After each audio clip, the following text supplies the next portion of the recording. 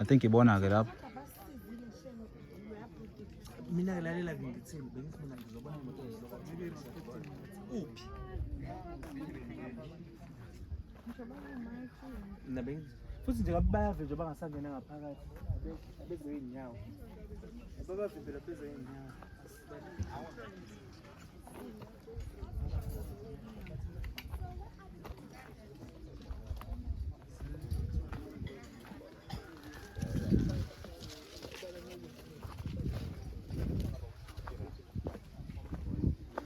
Akubona labaqhawe abeza bathi khona sithela lapha nosiphiwe bayabakha baba lokuthi Cala sanaka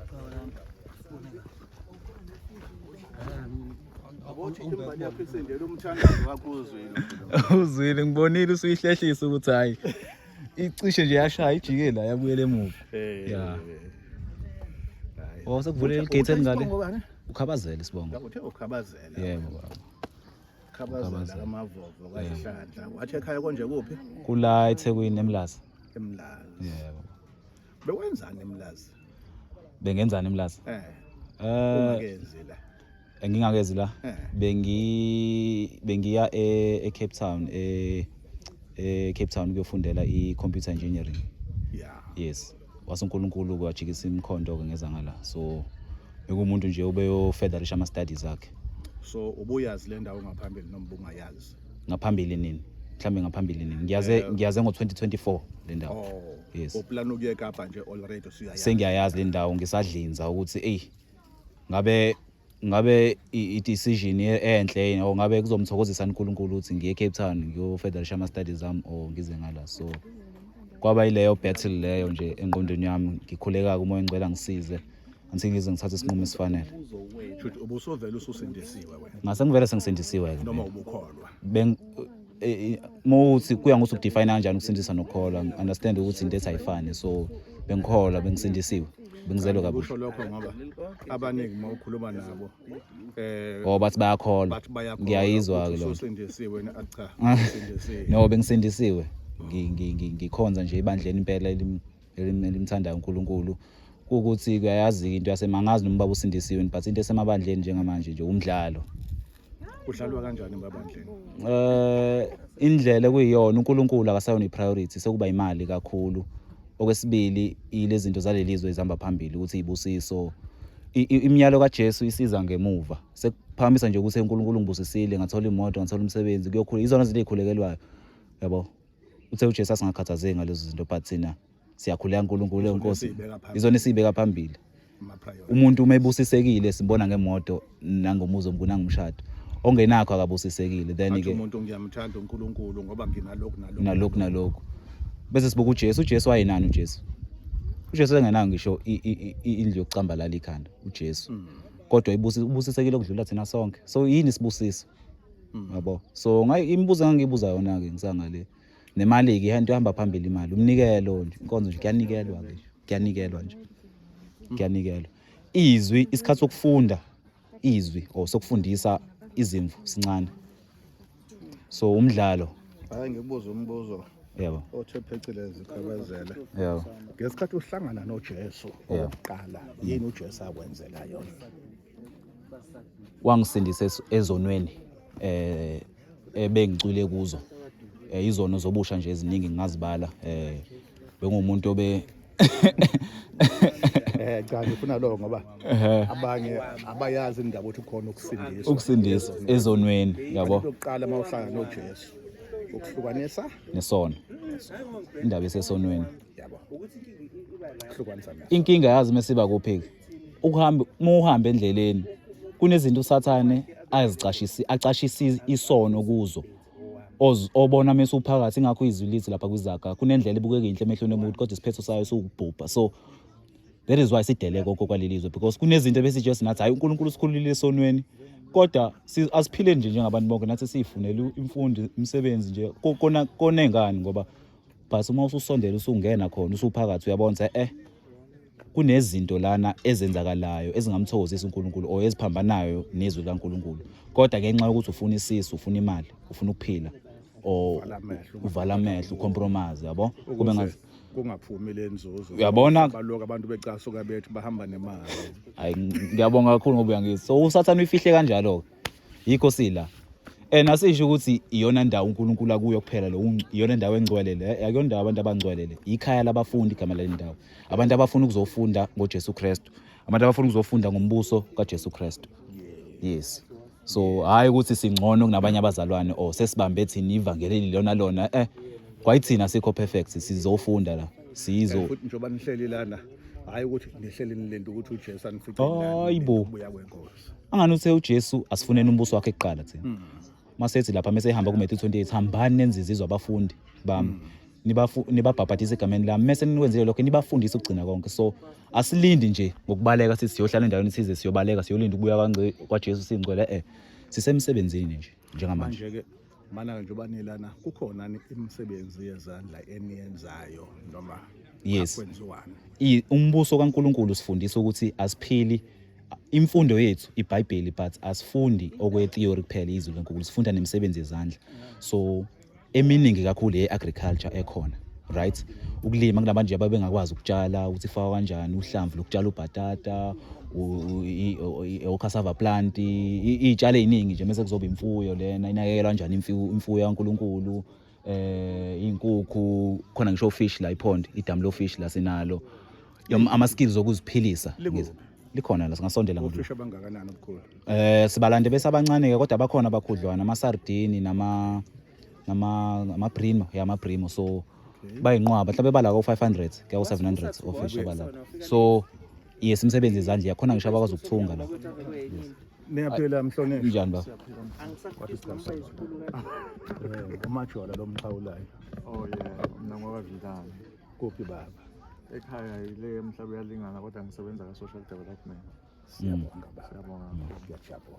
sebengelela baba khabazela Hayi, so yes ikhona imisebenzi yezandla siyamthola uPaul even eBhayibhelini wayithunga amatende esemsebenzini wenkosi even uJesu wayumbazi angithi so ukusebenza into edalwa uNkulunkulu ukuthi secular jobs iwell system imisebenzi yalelizwe ikwenza ukuthi ukuze uthole imali or ukuze uthole kuyeswini kumele uphule imiyalo kaNkulunkulu ethize kumele ucompromise wenze isona esithize so ukusebenza uhle kwabekwa uNkulunkulu ekuqaleni yes so ikhona imisebenzi yezandla esifundayo njengoba ngisho khona nabathungayo sazobona basazokukhombisa umsebenzi iproduct esiyithungelayo thina ke swadayisa amanye Wena yini ogxile kuyona yenzayo? mina ngikamedia kakhulu ngikwamedia iyona department yami engibhizi ngayo kakhulu njengoba kufikile nje ngizobe ngishutha yonke into ngiyafaka sine YouTube channel la ekhaya Theocracy Networking Embassy YouTube channel Theocracy Networking Embassy ungabhala phansi Theocracy Theocracy. like a theocracy government a way of rulership theocracy just like kukhona idemocracy khona itheocracy networking embassy yes Ngizobhala lapho ukuze ngabhala kuma notes noma ubhale ku WhatsApp mhlambe ungene ku WhatsApp ubhale noma umuphi umuntu oseduze umuntu ojwayele ukukhuluma ngingafaka umngami. ya faka yes CRACY yes networking space networking working embassy so this is an embassy of a theocratic government njengoba ama social Embassy angethu ASY.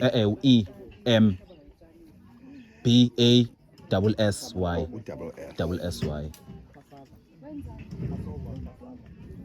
so njengoba kufika ama media amaningi ke nje mina isikhathi esiningi ngikuleyo department leyo kodwa ke ngikhona nasegcekeni nokunye ngisiza ngakho but ngimningi kakhulu la kamedia singumbuso hayi ukuthi singabantu nje abathe bakhathele no singumbuso kaNkulunkulu yonke into esiyenzayo siyilanda ezweni ukuthi ngabi iyesahambisana nezwi kaNkulunkulu nemiyalo noma sesiyaphambana sesizenzela okwethu so sihlala sizihlola yes yonke into esiyenzayo Manje ke uma ngifika ke lana yaqalwa nini le ndawo ukusebenza uNkulunkulu uyisebenzisa 2019 but ivision ubaba yokudela konke uShiwell system yaqala ngo2010 so it wasn't always here yayikwenye indawo and then ke uNkulunkulu wasemuvela semlethana ngapha so 2019 nje uqala ukoperate kanje but abantu abaningi bafike ngo2024 2025 na this year yeah, so abaningi. Ngizakukhombisa. Yebo, yebo. Okay. Sethu Angazi nami ukuthi sabakuphazamisa. nizosilekelela kanjani. Yes. Kuza Yes, u-MEC yes. nosihlalo sebaseduze.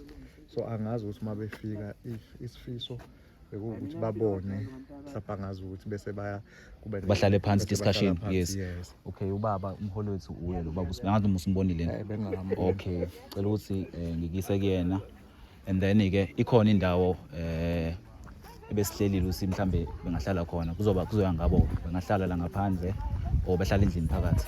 So ubaba ungomunye wakwa social development. Suka ka-social Okay, all right. Just inkosi baba. Yes, ubaba ubaba uvilana uVilazi uqhamuka ka-social development. Yes.